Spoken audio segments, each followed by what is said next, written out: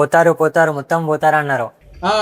థియేటర్లకి వెళ్ళిపోవడం అయితే చూసినా నేను కొంతమందిని. కాకపోతే అందరు ఏం పోలేదు, బతికే ఉన్నారు. సినిమా మట్టుకు ఫస్ట్ క్రికెట్ అన్నారు, తర్వాత క్రికెట్ బ్యాట్ పక్కన పెట్టి మట్టి ఊసుకొని కుస్తీ అన్నారు. తర్వాత అది కూడా వదిలేసి అట్టట్టు రుక్కుట పోయి రన్నింగ్ అన్నాడు మన పెద్ది. ఎవరిని అడిగినా ఫేవరెట్ ప్లేయర్ అన్నారు ఆ ట్రేడర్లా, దట్ పెద్ది అనమాట. సో సినిమా మట్టుకు ఈ మూడు వాటి మీద పోతుంది, ప్లస్ ఎమోషనల్ ఉంటుంది. ఇప్పుడు నా రివ్యూకి ఏడుస్తారో లేదో నాకు తెలియదు, కానీ సినిమా చూస్తే మాత్రం ఏడుస్తారు. ఏదైనా చెప్తున్న మాట కాదు, నేనైతే ఏడవలేదు, అది వేరే విషయము. యా, రామ్ చరణ్ లేకపోతే పెద్ది లేదు. Come to cinema.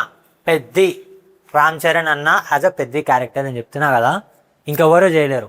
ఆయన తప్ప ఇంకెవరు చేయలేరు. ఆయన లేకపోతే సినిమా బిస్కెట్ అయ్యేది పక్క. ఆయన ఎంతో ఆలోచించుకొని ఫస్ట్ 2-3 చెప్పినారు, అందులో మేబీ జూనియర్ ఎంటర్ అయినా కూడా ఉన్నాడు. రిజెక్ట్ అయితే చేసాను, మంచిదే. బట్ ఇది రామ్ చరణ్ కోసం తీసిన సినిమా, ఇది ఆయన కాకపోతే ఇంకెవరు తీయలేరు. ఆ క్లైమాక్స్ మటు ఒక పాట ఉంటుంది, మేబీ కొంతమంది ఎమోషనల్ ఉంటాయని ఏడుపు రావచ్చు, లేకపోతే లేదు.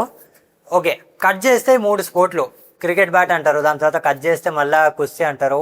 అంటే వై, ఎందుకు అట్లా అన్నది స్టోరీ. సో స్పోర్ట్స్ మ్యాన్షిప్ ని బాగా చేస్తున్నారు. అంటే రూరల్ ఏరియాస్ లో ఇట్లా నేను ఆల్రెడీ ట్రైలర్ అవి చెప్పినాను. బట్ సినిమా చూసినాక నాకు ఏమనిపించింది అంటే, ప్రమోషన్ లో ఒకటి చెప్పినారు, ట్రైలర్ లో ఒకటి చెప్పినారు, రెండు కలిపి చూస్తే కనుక నాకు ప్రమోషన్ లెవెల్ లో సినిమా అనిపించలేదు. అంటే పోతారు మొత్తం పోతారు, జగపతి బాబు అయితే ఇట్లాంటి సినిమా ఇంకోటి లేదు. ఓకే, అంతా కరెక్ట్ గానే ఉంది, బట్ ఎక్కడో కొంచెం అది ఆ టోన్ మిస్ అయింది. కానీ లైక్ ఆ రూరల్ లాంగ్వేజ్ సినిమా, మళ్ళీ జాన్వి అసలు ఎందుకుందో తెలియదు సినిమాలో, హీరోయిన్ ఉండాలి కాబట్టి ఉంది.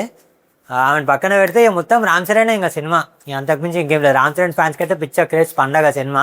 भाई मजा आया.